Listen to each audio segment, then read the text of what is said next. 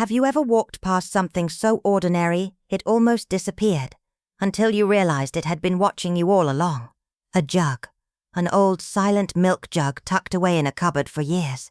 But what it held wasn't just milk. It carried something far colder. And when the truth finally surfaced, no one could have imagined that within its quiet curves it had hidden not just a secret, but a crime.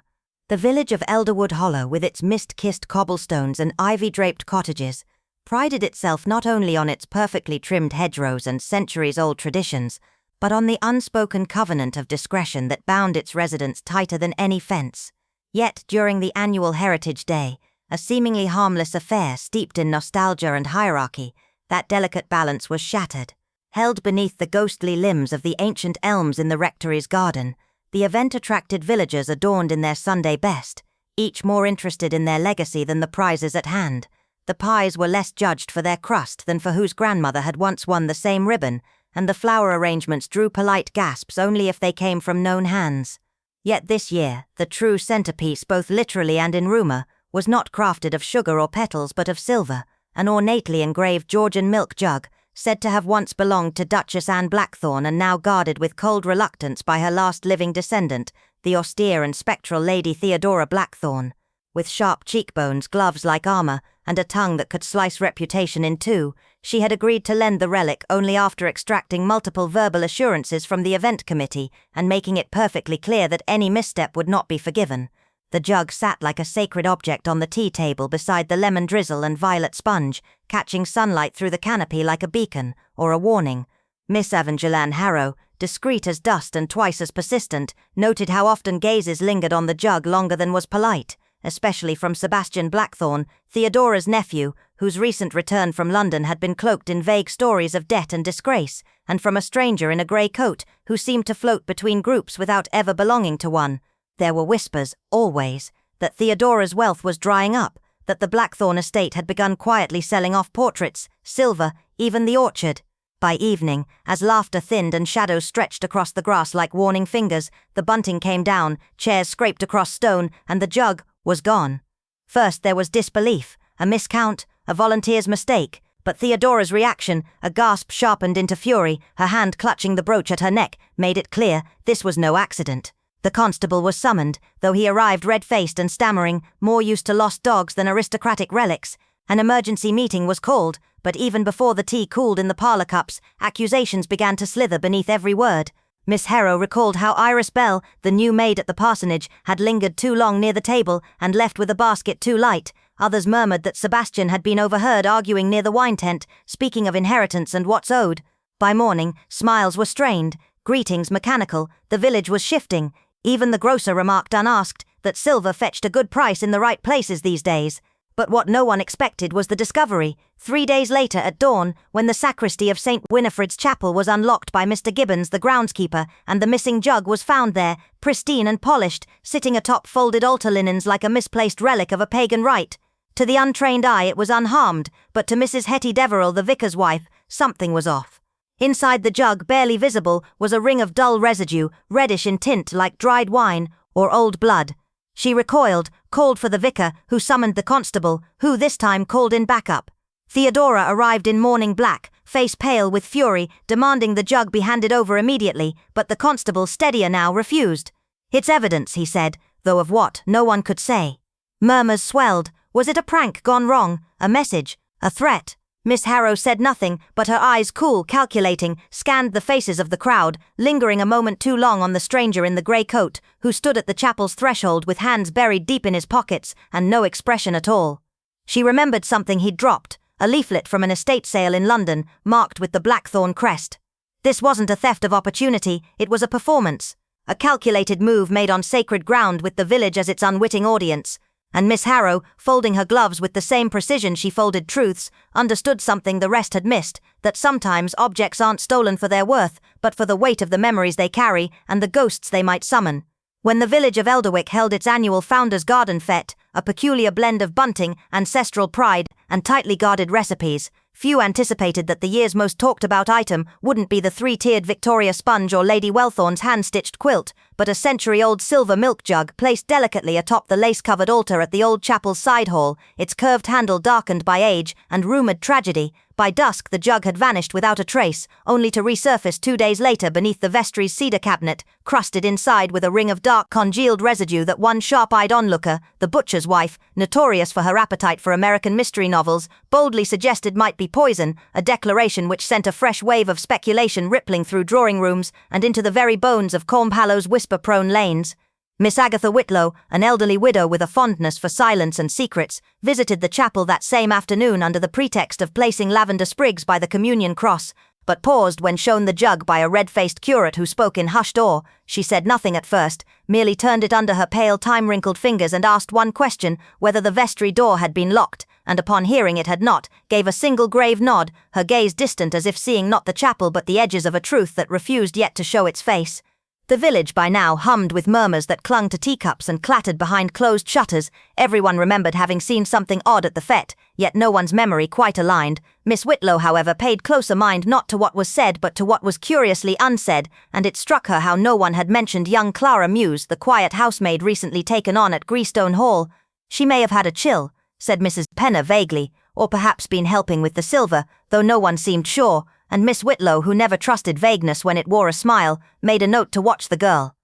That Friday, as Clara passed by the vicarage with linens folded so tightly her knuckles blanched, she flinched at a passing joke about the jug's mysterious stain, and when Mrs. Hargreaves muttered something about mischief and milk too loudly, Clara dropped an entire pillowcase and turned so pale that Miss Whitlow noticed the shimmer of unfallen tears behind her eyes. It was not the guilt of a thief, she thought, but the quiet panic of a witness, someone who had seen and been told not to speak.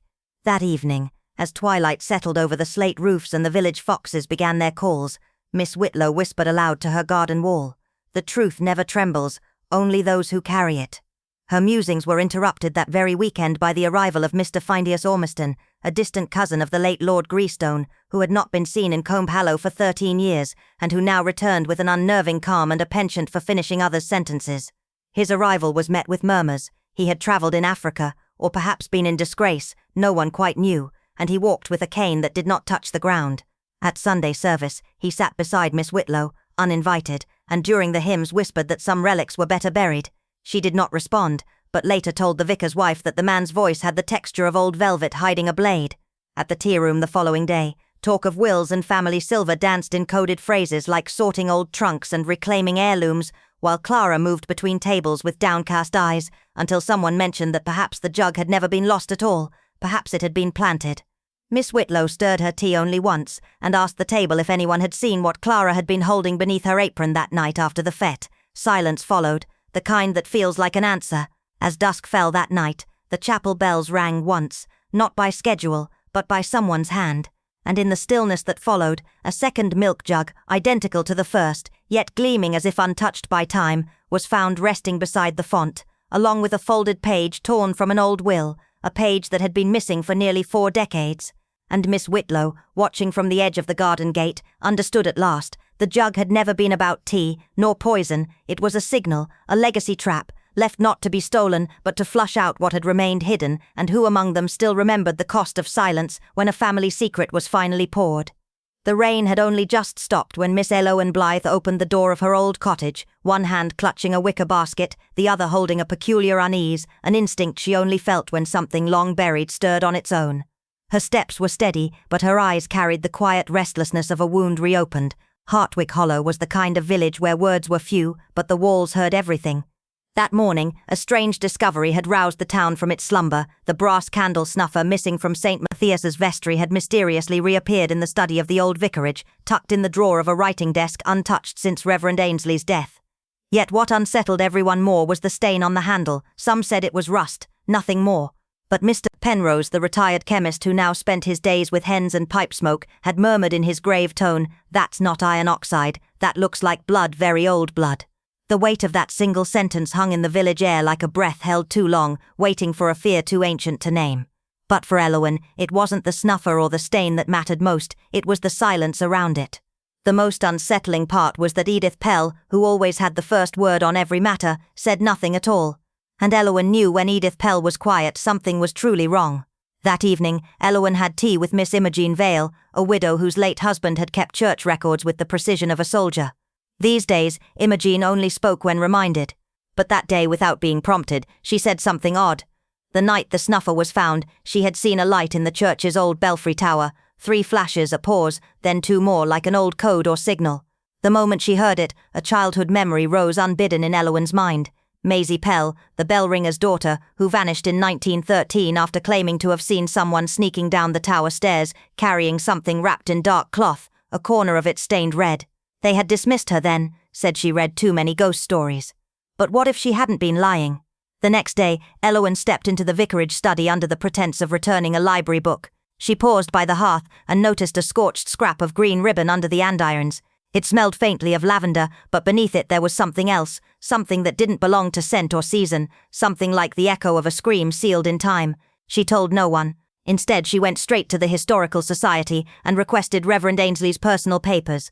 Between condolence letters and church maintenance logs, she found a single old note, addressed not to the Reverend, but to someone with the initials HV, a name long erased from Hartwick's collective memory.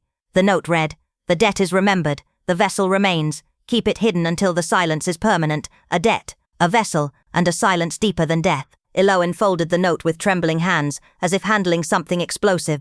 Her face had changed. It was now the face of someone who knew she wasn't just walking through a story, but had stepped inside one that hadn't yet been written to its end. That night, just before 11, something else vanished, the photograph of the 1913 confirmation class from the church wall.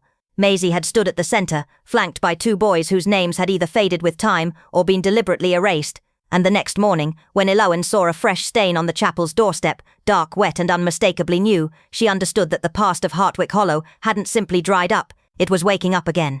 And now, the secrets couldn't stay buried, because someone had reopened the vessel, and what had been sealed away inside it was not just the past, but everything that came with it.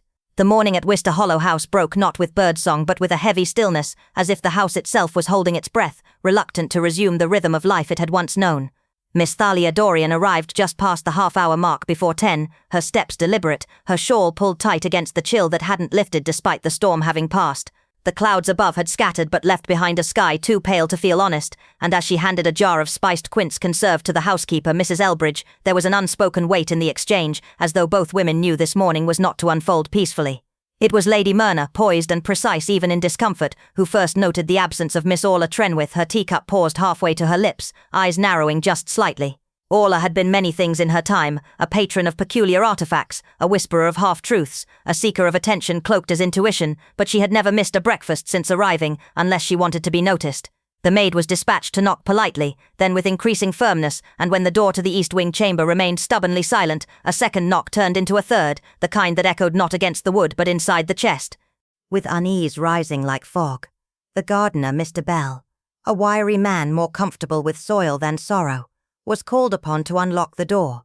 Using a rose-grafting blade, he kept wrapped in a kerchief for delicate stems. The latch gave way with a reluctant groan, and what lay within was not chaos, nor horror, but something worse, order, unnatural in its calm. Aura sat at her writing desk, her back straight, head turned slightly toward the window, as though someone had caught her attention at the very last moment. One hand was draped over the armrest, limp but graceful, the other half curled beside a parchment smeared with wet ink, a name half-formed and never finished. On the small table beside her rested a delicate teacup, shattered cleanly in 2 as if it had been placed down and split, not dropped, not flung. And beside it, most strikingly, sat the alabaster cruet, recently recovered after vanishing during the curious séance Aura had insisted upon just nights prior.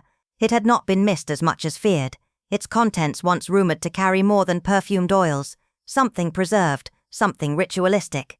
Now its stopper bore a faint ring of discoloration, and Dr. Lucien Merrow, summoned swiftly but speaking with guarded caution, murmured about foxglove and signs consistent with cardiac arrest, but nothing conclusive. No one questioned why Aura had been alone that night. They only questioned who else might have known. Miss Dorian did not speak until later, when the household had begun to fracture into whispers and theories, and even then she only asked whether anyone had recently been inside the chapel basement, its door freshly oiled, its lock curiously unjammed. Lady Myrna said nothing, but her knuckles whitened on the armrest of her chair. The day wore on beneath a fragile calm, but Miss Dorian kept her eyes on the west corridor, the one Orla had claimed echoed with voices each night after 3, and when the grandfather clock struck midnight, a soft, deliberate thump resounded from behind the wall panels, like something remembering the rhythm of life. Her journal entry that night read only, "The vessel was returned, but not emptied. Something had been passed on, not discarded, not destroyed, merely waiting for the next to listen." And Wister Hollow, ancient and brooding, listened in return. Sometimes, long before her mind could form a conclusion, Miss Halcyon Grey would feel the unease settle in her bones like the first curl of frost across a window pane. That morning, as she stood just inside the drawing-room of Rosewick Hall, that feeling returned, low and quiet but persistent. Her eyes scanned the room, settling not on Eliza Moorcroft's lifeless body, but on the elderflower cordial decanter placed by the fireplace. There was nothing inherently strange about the object itself. It had been Eliza's favourite, but it was the manner in which it had been set, perfectly centred, the glass stopper aligned with uncanny precision, its placement too considered. Halcyon's gaze then slid to Eliza's gloved hand, still resting gracefully on the armrest, as though posed for a portrait. The entire room whispered of quiet control. The shawl folded neatly, the tea tray untouched but gleaming. The air carried no trace of panic, only a strange hollow stillness. Death had visited, yes, but not as a thief in the night. No, this was the work of someone who had lingered. By 2 o'clock, word had wound its way down the mossy lanes of Ashbramble like a rumour on wings. The village, draped in its usual hush of rain and wind chime gossips, turned its attention fully to Rosewick Hall.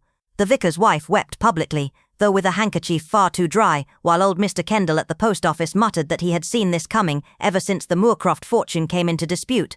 Even the baker claimed he had overheard Eliza arguing with her cousin Arthur over a family brooch, some heirloom said to hold more worth than it ever appeared to. At the heart of the house, Dr. Ramsley declared the cause of death to be natural, a quiet expiration of a soul long tired. Exhaustion, he said gently, perhaps a weak heart. But even as he signed the form, a faint crease touched his brow, as if his instincts objected to his own words. It was Miss Grey who, with her usual grace and subtlety, approached the clerk of the magistrate, suggesting in her quiet voice that for the sake of clarity, perhaps a post-mortem might be considered. For completeness, she had said with a kind smile that brooked no argument. The coroner from Carlow arrived 2 days later, discreet and efficient. His report, though written in the dry language of officials, was devastating. Aconitine, a rare poison derived from monkshood, had been administered quietly, precisely, and fatally. The dose was small, but the timing cruel. The cordial, he concluded, had been the delivery method. A substance common in gardens, fatal in hands that knew how to wield it. There were no signs of struggle, no forced ingestion, no trace of panic. It had been deliberate, calm, clean. The diagnosis shattered the comfortable fiction of natural death. Eliza Moorcroft had not simply passed, she had been murdered. The village, once lulled into sorrowful speculation, now trembled on the edge of scandal. The phrase "she was killed" found its way into parlours, kitchens and pews, sometimes spoken aloud, sometimes whispered like a prayer. Miss Grey listened but said little.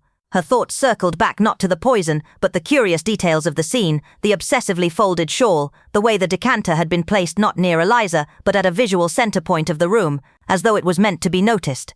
When something is presented so prominently, she mused, it often means something else was meant to be hidden. Talk in Ashbramble began to turn from cause to motive. Eliza's will, last updated nearly 6 months ago, left most of her estate to Arthur Moorcroft, an artist with debts and a temper. Others suggested Clara, the timid maid who had served Eliza for years, yet now could barely hold a tray without trembling. A third name rose quietly, Mrs. Vale, Eliza's companion of recent months, who had arrived under vague pretenses and made herself indispensable. Suspicions bloomed like rot beneath floorboards. Yet Miss Grey remained focused on one element others had overlooked. Time, the estimated moment of death, fixed at between 9 and 10 p.m., contradicted the statements of the housemaid, who claimed the light in the drawing-room had still been on well past 10, visible from the landing. No shadows, no voices, just a faint flickering glow. And then there was the harpsichord. Clara, in tears, had sworn she heard it played shortly after 10, a soft melody Eliza used to hum when she was anxious. But if Eliza had already been dead by then, who was playing? These inconsistencies gathered like threads waiting to be stitched into pattern. Miss Grey recalled something from her needlework guidebook. The edge must follow the tension, or the pattern will never lie flat. Here, the tension resisted, nothing aligned. The teacup had been found shattered beneath the chaise, yet there was no sign Eliza had moved in her final moments. Her dressing gown had been folded, her slippers aligned. Could someone have tidied the scene post-mortem? If so, why? And more chilling still, what had been removed? The locked drawer in Eliza's study had been found open the following morning. Inside, an envelope was missing, the velvet pouch that once held the disputed brooch gone. All of it felt wrong. Too clean, too calm. The poison was silent, yes, but the hand that placed the cordial, that moved the cup, that folded the shawl, it was not the hand of someone panicking. It was someone playing a part, constructing a version of Eliza's final hour. And Miss Grey now suspected that the most important clue was not in the poison, but in the scene left behind. The careful placement of the decanter, the arrangement of the room, even the silence, it was all telling a story someone wanted them to believe. And like any good story, it was only half true. The west wing of the old manor, long sealed and shrouded in dust, felt strangely alive that evening, as if time itself had turned back to whisper a secret no one had dared to hear for decades. A sharp chill lingered in the air, crawling across the wooden floorboards like the echo of something left unsaid. Eleanor Blythe, known among locals simply as Madame E., sat beneath the dim glow of a vintage lamp, carefully flipping through the fragile pages of a diary discovered among her late great-aunt's possessions. The ink had faded to a pale brown, but the words carried the weight of something much deeper, something buried beneath guilt, fear and silence. The diary had belonged to Martha Tillingham, a cook dismissed from the manor in the cold November of 1913, under reasons never properly recorded. But the contents were not ordinary reflections of kitchen life or daily routines. Martha had written with a tremble in her hand, as though each sentence cost her courage. One entry in particular stopped Eleanor cold. They said it was just a jug for milk, but I felt it cold and wrong, as if something had screamed from inside it when I touched it. The burn in my hand reached all the way to my chest. Eleanor had initially dismissed the passage as mere superstition, an old woman's dramatics.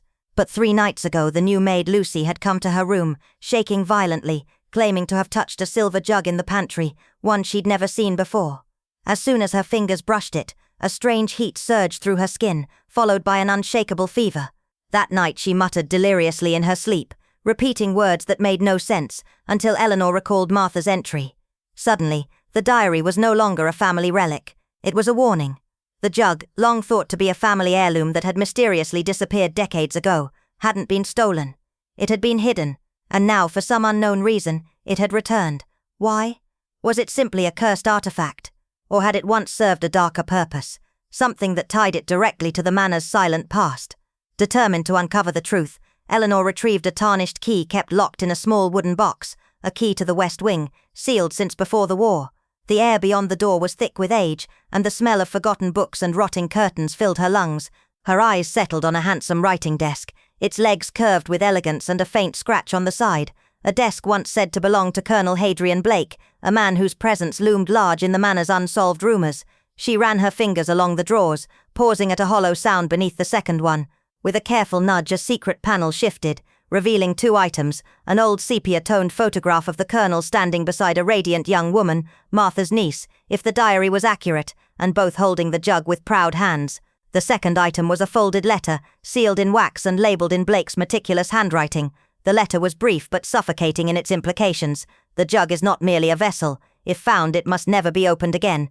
What lies within it was meant to die with me, and beneath that, a chilling command: destroy it if you can, or it will return. In that moment, Eleanor realized the jug had never simply been a piece of silverware. It had been a witness, perhaps even a conspirator. Hidden within it, according to another letter by Martha, was a folded piece of paper, so finely tucked it seemed like cloth. It wasn't ink that had cursed the jug, but a document, a rewritten will.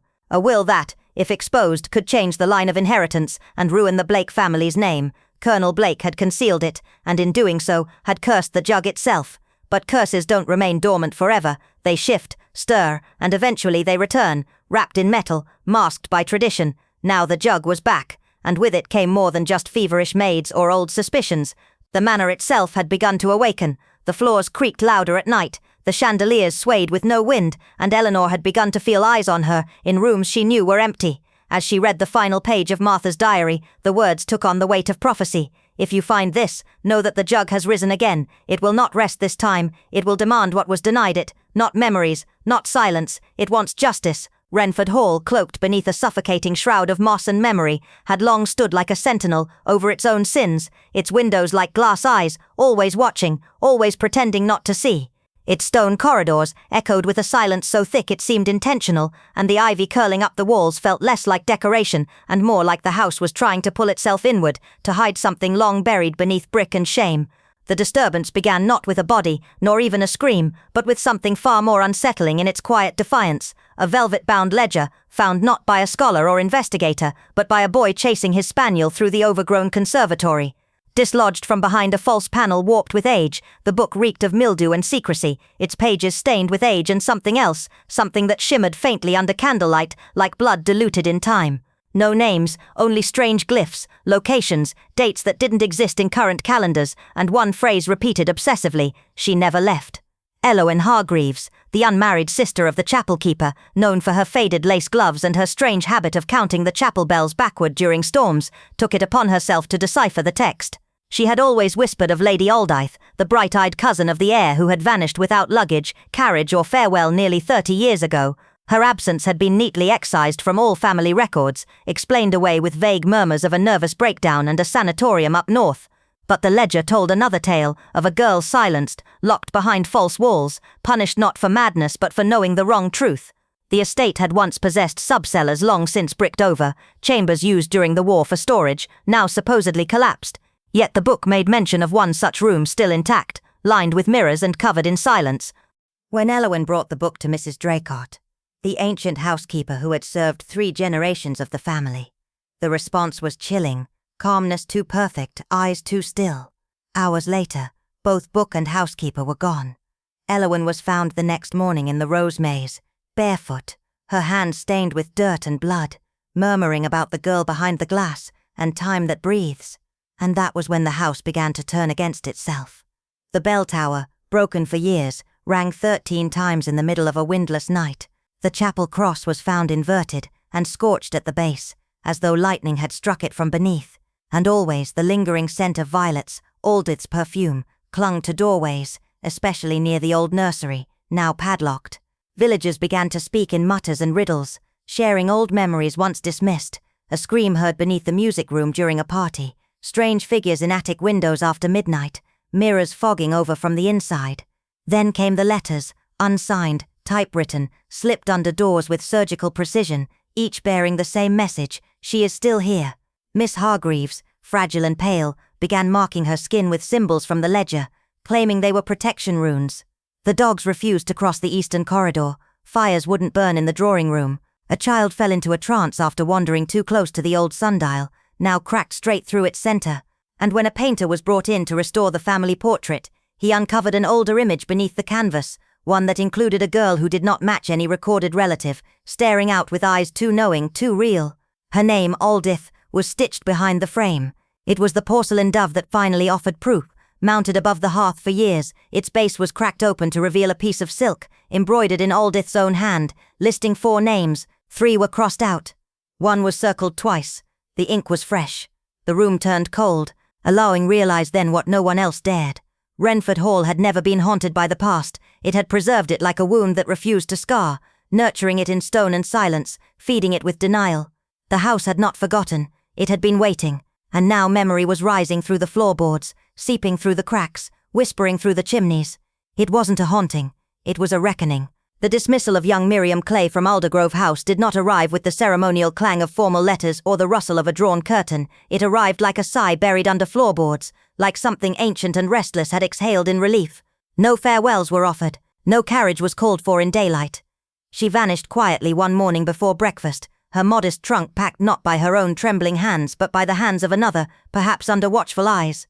The official story, offered like stale bread, was that she had become nervous, had started speaking of things not fit for a well-ordered household, and had frightened the younger girls with over-imaginative tales. Yet among the staff, those whose lives were defined by silence and observation, there existed a different version, one of wide, sleepless eyes catching shadows that didn't move when others did, of Miriam whispering apologies into empty rooms, of her pausing before every mirror as if bracing herself for what might stare back. Lady Renholm, serene in her lavender gowns and cold as the halls she haunted, had stated with a soft smile that Miriam's removal was for the good of the household's equilibrium, that she had always valued peace above all things.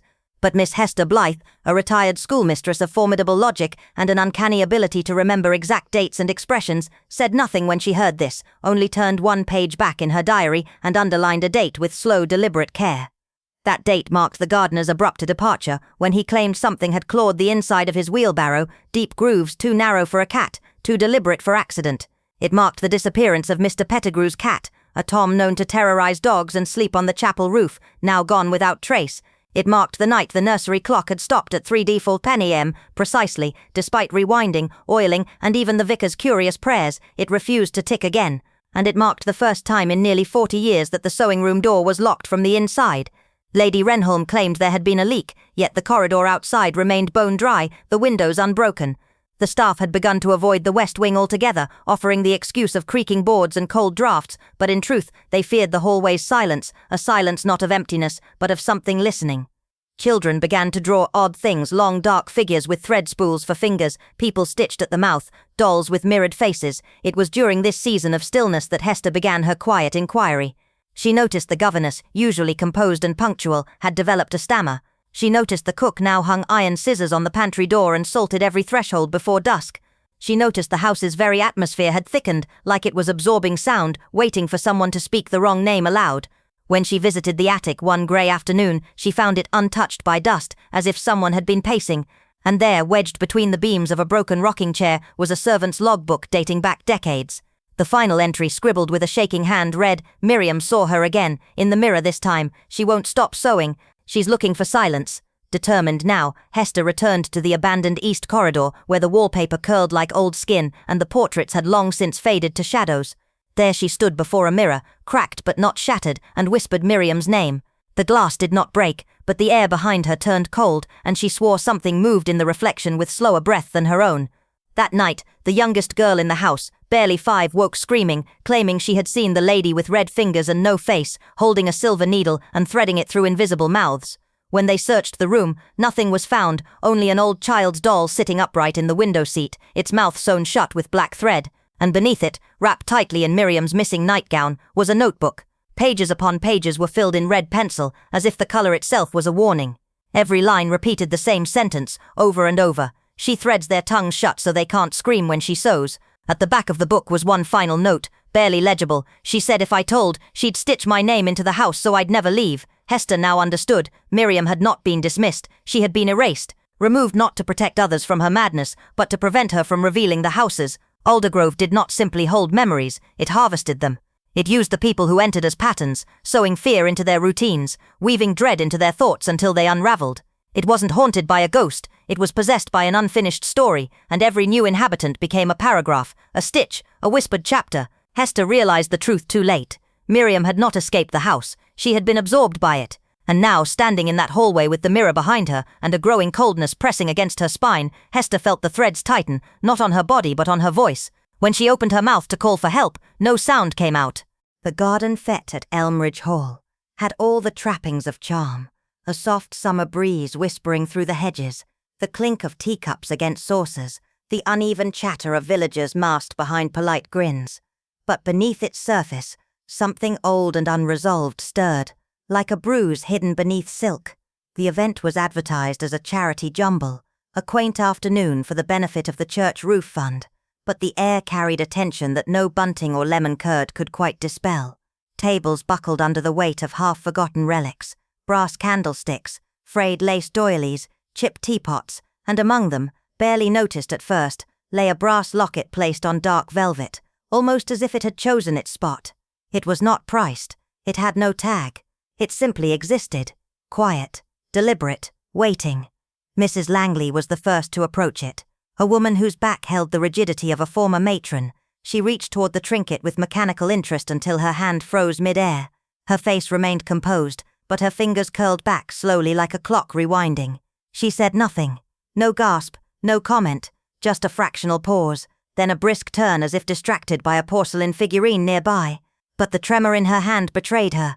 Miss Whitlow, standing a few feet away, noticed. She didn't speak of it, of course, but her eyes lingered longer than necessary, and she adjusted her gloves with a restlessness uncommon in her usual manner. She didn't look at the locket directly, but circled the table again, twice, her gaze never quite meeting it, and still she said nothing. It wasn't until Eleanora Trask arrived, quietly, in a dove-grey coat buttoned too high for the season, that the atmosphere truly shifted. She hadn't attended a village event since her brother's tragic death 3 years prior, a case ruled accidental but spoken of in hushed tones, especially after the vicar's eulogy had ended abruptly, almost as though there were words no one dared speak. Eleanora's entrance drew soft murmurs that faded into smiles, but it was her gaze, calm, steady, glacial, that unsettled. When she saw the locket, she did not stop. She walked past it, poured herself tea and spoke to no one. But when she sat, her cup rattled against its saucer, once, then again more softly, and her smile wider than usual held like brittle glass. Miss Carruthers noticed this but brushed it off, or tried to. It was Miss Howard, keeper of records and organizer of the jumble, who had catalogued the donations. When asked about the locket later, she furrowed her brow and said, must have come in with the old-school box or perhaps from the manor's attic. But no box, she recalled, had held a velvet square, nor any item so singularly out of place. It was Miss Aldwyn, librarian by profession and by instinct, who moved it to the far table, claiming its proximity to the dessert station disrupted foot traffic. In truth, she disliked the way it sat there, quietly demanding attention without offering explanation. She placed it beside old forks and war novels, and walked away, hands clenched behind her back. But Miss Bramble, who once ran the post office and remembered everything, even the things people pretended to forget, stood before it longer than anyone else. Her lips moved silently, perhaps she whispered a name, or a date. Her eyes clouded, then she blinked and turned away empty-handed. Miss Harper, retired now but once curator at the London Museum, watched it all, not with suspicion, but with a scholar's detachment. She didn't look at the locket itself, but at the ripples it caused, the way hands pulled back, voices faltered, smiles stiffened, the way people began choosing other tables, the way no one bought it. She knew from years of cataloguing artifacts that sometimes the item meant nothing at all, and sometimes it meant everything, especially when it reminded someone of what they had sworn never to recall. The drawing-room tea later that day was more subdued, 6 guests, uneven chairs, scones baked just a touch too long, and in the center of the table the locket, unopened, unspectacular, rested quietly on the same velvet square as if it had always belonged there. No one mentioned it, no one acknowledged it, but all saw it. Miss Harper watched the way the vicar touched his collar, fingers grazing the silver crucifix as though checking it was still there. Mrs. Fenwick, flushed and flustered, reached for the cream 3 times before finally remembering she took her tea black.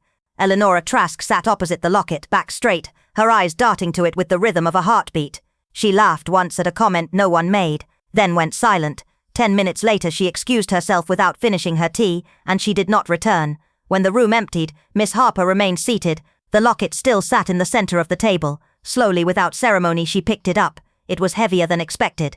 The clasp was worn but intact. She pressed the catch. The locket opened with a soft click. Inside was no photograph, no lock of hair. Instead, a folded piece of ivory paper, brittle with age, stained with ink and time. She unfolded it. 4 words, written in jagged, childish script. It was not him. Miss Harper closed the locket, set it beside her sherry. The fire crackled softly. Outside, the garden fete had ended. The villagers returned to their homes. Lights flicked on. Curtains were drawn. And in the hush of the evening, the truth lay not in what had been found, but in who had dared to look away. The trap had not been baited with evidence, but with memory, and someone had just stepped into it. It didn't enter like noise, nor did it announce itself with urgency. It crept into the room like something half-remembered from a nightmare, like a secret carried in on fragile china feet, not delivering milk or comfort, but something far colder, memory. The air inside the drawing-room had been gentle, steeped in the soft rustle of skirts and the clink of porcelain, the vicar's mild jokes floating just above the clatter of teaspoons, until it happened. Martin Alton, always measured in word and gesture, always a little too perfect in posture and tone, reached for the sugar bowl. Or rather, he tried to. His hand wavered mid-air, not from nervousness, no, but from something deeper, something raw and unresolved. A subtle miscalculation shifted the moment. His fingers nudged the teacup beside it. The porcelain, delicate and heirloom fine, toppled with a tilt too slow to stop. It struck the edge of the tray, cracked, and then collapsed onto the vicar's stack of folded sermon notes, releasing a blooming stain, deep amber, almost red in the fading light, that soaked through the lace and into the wood with shocking speed, like blood seeping through gauze. The guests reacted in polite murmurs. "Oh dear, and never mind, it's just tea," and napkins appeared, fluttering like white flags of civility. Mrs. Hemsley dabbed at the stain. The vicar made a poor joke about baptism, and someone chuckled nervously. But Miss Halcroft, the only one who did not speak, simply watched. She saw everything. The brief tremble in Martin's left hand, the involuntary twitch of his jaw, and most of all his eyes. They returned again and again, as if tugged by invisible string, not to the broken cup, but to the decanter on the sideboard, a heavy glass jug, etched with dust-frosted vines. A decanter that, until that day, had seemed entirely unremarkable.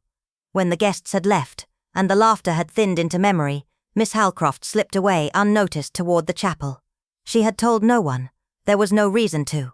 She said she'd forgotten her shawl, though it hung neatly over her arm. The path to St. Winifred's was narrow and lined with wet ivy, and the scent of smoke from distant hearths. The church, when she reached it, stood quiet in the dusk, too quiet. The vestry door was ajar, just enough. The lock bore faint scratches, and the latch sat crooked in its socket, recent marks, clumsy ones, not the result of wear but of haste. She did not enter. Instead, she stood by the edge of the stone wall, out of view, and listened. The vestry was not empty. Inside, she heard the slow, careful shifting of drawers, wood sliding against wood, papers disturbed. Not like someone searching, no, like someone hoping not to find what they feared.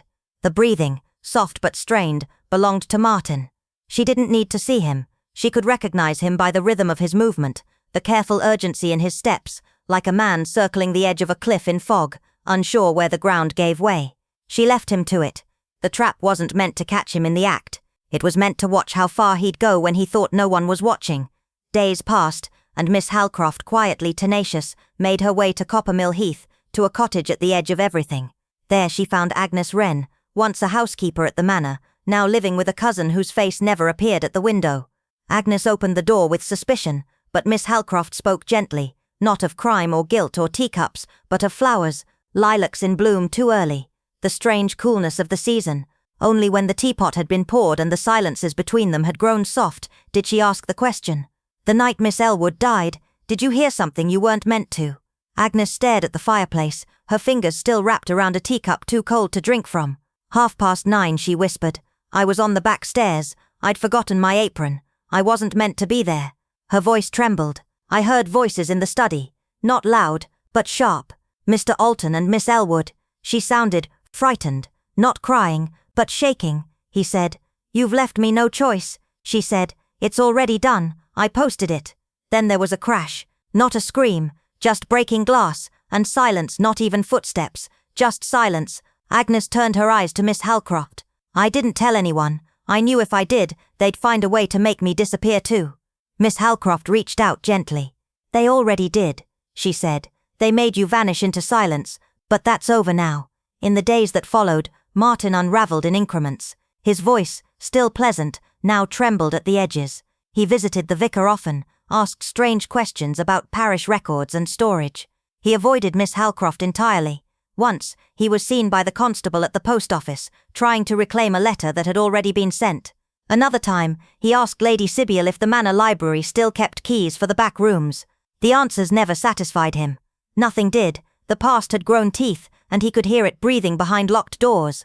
On the 7th night, with a storm clawing at the village rooftops and the wind rattling the chapel panes like a thief, Martin returned to the vestry with a matchbox in one pocket and a yellowing envelope in the other. He did not know that Miss Halcroft had arrived hours earlier, slipping through the side door, hiding behind the wooden screen with a candle stub and the patience of someone who had seen lies peel away like paint. She waited as he struck the match, watched as his hands hovered over the envelope, torn between fire and confession. He never saw her, not until she spoke.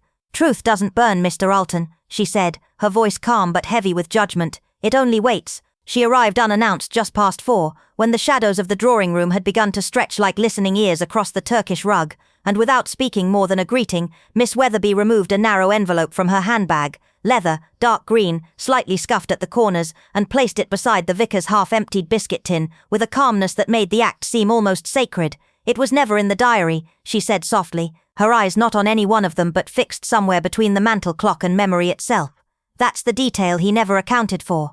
Inside the envelope, folded with the reverence one gives to a relic, was a small parchment yellowed with age, sharp creased into a compact shape that had likely been concealed for years, and at its heart, scrawled in rushed but unmistakable handwriting, was the crest of the Mallory estate, and beneath it, a cryptic line written by Eleanor herself the night before her death. He who fears the candle's flame most often hides in shadow. It wasn't the confession, nor the will, nor a letter of vengeance, but rather a reference, a breadcrumb pointing not to what had been taken, but what had never truly been lost. Miss Weatherby explained without flourish how she had come across it. Tucked beneath the false base of Eleanor's embroidery box, the same one Lady Rivenhall had declared too sentimental to part with, and yet had never touched in over a decade. As the air thickened and no one dared stir a teaspoon, she outlined with chilling precision how Arnold, consumed by guilt and suspicion, had focused so obsessively on the weathered diary Eleanor had always kept near her bed, convinced that it held the rewritten codicil, the secret that would undo his inheritance, that he failed to see the truth Eleanor had hidden, not in her words but in her habits. The diary had always been a decoy, a distraction she kept conspicuous, knowing his fear would blind him. The real message had waited silently, wrapped among the threads of a life she'd once stitched together, unravelling only now. And so the trap Miss Weatherby had set wasn't for the sake of catching him red-handed, but to reveal the pattern of his fear, in the sudden disappearance of the housemaid who'd stumbled too close to the study fireplace, in the anxious queries he'd made about ink stains on lace, in the late-night rummaging through ash bins for burned fragments, and finally, in the clumsy replacement of the embroidered box with a near-identical one purchased from a market in Ipswich. The parlour, which had seen decades of rehearsed civility and bloodless betrayals in the form of politely worded letters and estate disputes, now sat in breath-held silence, not the tranquil hush of reconciliation, but the taut stillness that hangs just before thunder. Lady Rivenhall, all vertebrae and starch, sat rigid in her chair, as if her spine alone were holding back the truth. Arnold stood near the fire, his jaw clenched in defiant stillness, but his eyes darting, calculating, haunted by a realization that had come too late. The vicar fidgeted with his gloves, the only one aware that his sermon notes used to blot spilled sherry days earlier, now bore the same ink as the writing in the envelope. Miss Weatherby didn't accuse. She didn't need to. She spoke only of sequences, of footprints in the garden when no one had called, of a faltering piano note struck in the music room at midnight, of belladonna seeds found in the compost pile, and a tea strainer missing from the guest wing, and how all these disparate details, once scattered like harmless crumbs, had now revealed a trail. She noted, almost offhandedly, how Eleanor's final cup of tea, brewed alone, they'd said, bore traces of a tincture used in Victorian mourning rituals, not enough to kill but enough to simulate disorientation. But it wasn't poison that had ended her, Miss Weatherby said. It was a push. A single moment by the staircase. An accident perhaps, but only if you believe in accidents that follow 20 years of resentment and one poorly hidden change in the will. And in the end it was not the flame or the fall that undid Arnold, but the realization that in trying so hard to erase a truth, he had become the very evidence of its existence. The room remained frozen, not with shock, but with the surrender of those who understood that silence, however elegantly performed, could no longer protect them. The evening light had just begun to settle against the edges of the drawing-room when Miss Elira Henshaw opened her silken clutch and placed an old, faded envelope on the table, as though she were laying down not a letter, but a verdict. It was never in the vase, she said without hesitation, her tone neither accusing nor emotional, just a calm declaration of truth.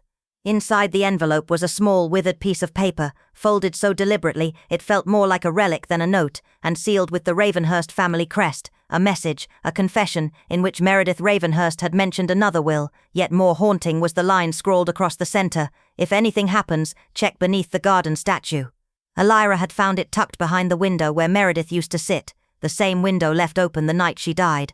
Lady Violette, the matriarch, a woman sculpted of elegance and secrets, said nothing at first, but her hands clenched just slightly, betraying knowledge she had kept buried too long. Lord Benjamin, Meredith's brother and the estate's acting overseer, stood by the fireplace, a flicker of restrained fury in his eyes, not anger at discovery, but at its inevitability. Miss Henshaw, without ever casting direct blame, began to recount a story, one woven from subtle inconsistencies and overlooked details. A gardener who had vanished without notice, a rain-drenched window left ajar, a statue that had been moved, then hastily put back. Meredith had once told Elira, "Gardens grow more than flowers, sometimes they hide things people aren't ready to bury." Following the clue, Elira had gone to the statue in the south garden and carefully dug at its base, and there, wrapped in a linen scrap, she had found a small crystal vial. Inside, just trace remnants belladonna, beautiful to look at, lethal when dissolved into a drink, but Meredith hadn't drunk from that cup. There had been lipstick on the rim, lipstick that didn't match hers. The real shock came when Miss Henshaw revealed that Meredith had changed her will the night before her death, not to favor family, but to leave everything to a trust for orphaned girls. Lady Violette had discovered this, and in her quiet panic, she hadn't planned a murder, but she had switched the teacups, leaving fate to decide. "I didn't mean to kill her," she whispered when the inspector arrived. "I only meant to remind her who still mattered. But fate chose someone else that night, and when Meredith died, so did the illusion of peace." Lady Violette didn't scream, protest or plead. She simply turned and walked to her room, as though closing a door on a chapter she had written with too much pride and too little grace. That night, Miss Henshaw sat on the terrace with a plain cup of tea, no belladonna, no lies, just clarity, and watched the sundial. For the first time in years, its shadow marked true noon. Not a minute ahead. Not a second behind. At last, in Lee Hollow Manor, time was telling the truth. As the last of autumn's light filtered through the gossamer-draped windows of Briarwick House, a strange, solemn hush seemed to settle over the village of Thistleby, a hush not born of peace but of watchfulness, as though the land itself was holding its breath. The recent tragedy still hung in the air like damp fog clinging to hedgerows at dawn. Evelyn Marchand, brilliant, eccentric and unsettlingly perceptive, had been found lifeless in the conservatory beneath the fractured arch of a toppled plant stand, one arm outstretched toward her open journal, her fingertips stained faintly with the ink of a final unfinished sentence. Her death, though declared natural by the constable, left behind a residue of questions too complex for law to hold and too heavy for villagers to ask aloud. What began as a curious hush deepened into something more permanent, an unspoken agreement that certain matters were best left where the shadows gathered. Yet despite this, subtle signs of disruption rippled through the village like tremors beneath still water. Lady Isadora Marchand, Evelyn's elder cousin and the last remaining mistress of the estate, began appearing again at village affairs, never flamboyantly, but with deliberate modesty. Muted silk shawls, hand-gloved greetings and a curious brooch of dark jet and pearl at her throat that villagers soon whispered had belonged to Evelyn herself. The house, long known for its shuttered rooms and creeping disrepair, began to change in ways too deliberate to be accidental. Shutters were unlatched, ivy cut back from windows that hadn't seen daylight in years, and the rosebeds once wild with neglect were gently tended, often by Lady Marchand's own hand under the low light of dusk, as if she could scrub sorrow from soil with shears and gloves. But perhaps most curious of all was the anonymous donation made to the Thistleby Historical Archive, a sealed lacquered chest of rare volumes, private correspondences, and Evelyn's personal research journals, many written in cipher, delivered without ceremony, and accompanied only by a note scrawled in slanting violet ink, "Preserve what others would bury." It was a cryptic instruction that sent tremors through the librarianship, especially Miss Hawthorne, who quietly took to reading each volume by lamplight, long after hours, her brow furrowed and her door locked tight. Whispers began to grow among the older villagers, those who remembered Evelyn not just as clever but as dangerous in the way truth-tellers often are. There were tales, half forgotten now, of a ledger Evelyn had found in the attic weeks before her death, a collection of coded entries and names no one could fully interpret, with dates that aligned too closely with fires, deaths and scandals that polite society had long swept beneath velvet rugs.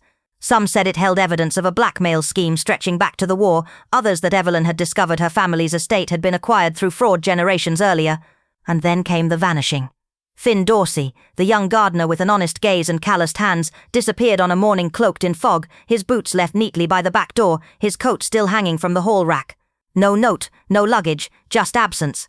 He had been seen speaking with Evelyn days before her death, sometimes heatedly, sometimes with what Miss Cray, the baker's sister, described as a certain fear in his eyes. There was no formal inquiry, of course, only the quiet ripple of dread that swept through drawing rooms and church pews.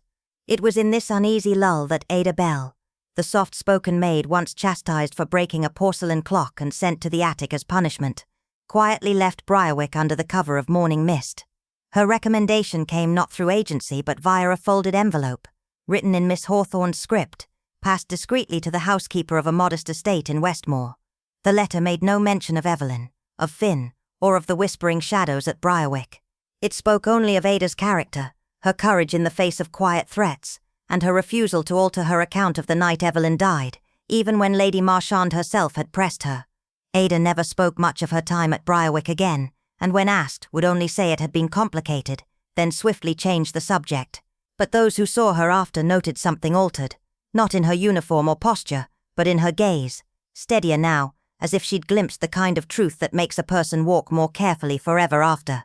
In Thistleby, as in many old villages, truth is like a root system beneath cobbled streets, twisting, invisible, and impossible to remove entirely.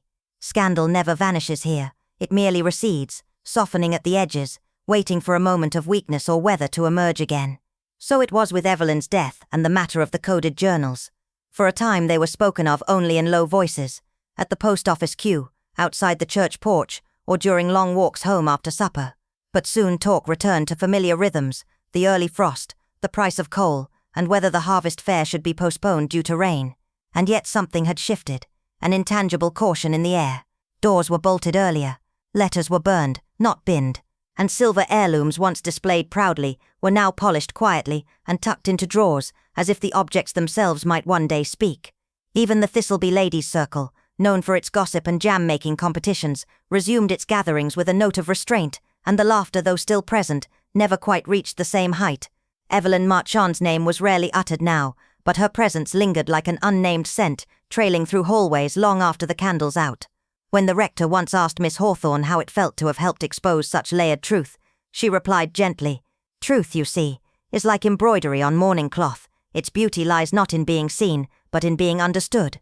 And so the village carried on, altered not in buildings or maps, but in marrow. The ledger remained unsolved, Finn remained missing, and the teacup, delicate, rimmed in violet and said to have held Evelyn's final drink, was never found. But the silence it left behind spoke volumes, especially to those who had listened closely all along. The morning began with a kind of quiet that didn't feel peaceful. It felt staged, as though the village itself had paused mid-breath, waiting to see who would speak first or scream. On the edge of Eastwell Green, where moss grew thick against the old manor's brick and time hung like dust in forgotten corners, Miss Eleanor Blackthorne stirred her tea with an elegance learned over years of watching, listening and remembering far more than anyone suspected.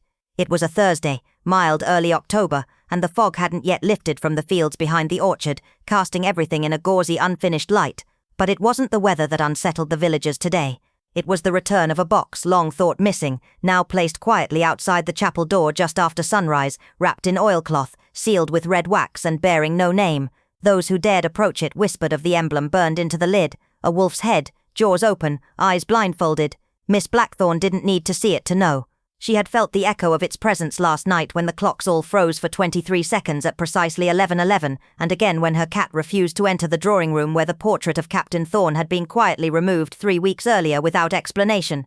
Inside the box, though no one would admit to having opened it, was said to be a single item, a silver pocket watch belonging to Thomas Vale, a boy presumed drowned in 1934, whose body had never been recovered and whose name hadn't been spoken in Eastwell for nearly 70 years, not since the trial. It was never truly proven what happened, only that someone lied. And now the watch had returned, still ticking, though its hands spun counterclockwise, as if measuring something not in minutes, but memories. Miss Blackthorne's tea had gone cold by now, though she hadn't noticed. Her thoughts were elsewhere, on the ledger hidden beneath the false floor of her pantry, the one her aunt had warned her never to open unless Eastwell turned to silence, and silence, it seemed, had finally come. The jug from the parlour, an ornate porcelain piece with a delicate gold rim and faded violets around its base, had been missing for weeks, then reappeared 2 nights ago on her doorstep, filled not with milk, but with river water and a scrap of music sheet inside, still damp. She hadn't told anyone, not yet. Because some truths once spoken become impossible to unspeak. That was the danger, not the facts but the ripples they caused. Fear, after all, does not knock, it seeps. It was never really about the pocket watch, or the jug, or even the vanished boy. It was about the one thing everyone in Eastwell had quietly buried in their own way, a shared memory too heavy to carry and too dangerous to let go. Now, with the box uncovered and the sundial in the vicar's garden inexplicably pointing south, Eleanor knew something had shifted. Not loudly, but undeniably. The rhythm of the village would, as always, return to normalcy, curtained windows, cautious smiles and hymns sung slightly off-key, but it would do so with the subtle tension of a wound hidden beneath lace. And as Eleanor placed the untouched tea aside and reached for her walking stick, an old mahogany thing that had once belonged to someone who told too much truth, she whispered, more to the fog than to herself, "It isn't what's returned that should worry them, it's what never left." So now, dear listener, a question for you. Should you ever uncover an object in your family's past, something seemingly harmless yet humming with unspoken memory, would you dare reveal what it holds? Or would you leave it sealed in silence, safe behind the curtain of forgetting? Let us know what choice you would make, for sometimes it's not the evidence that reveals the truth, but the silence around it.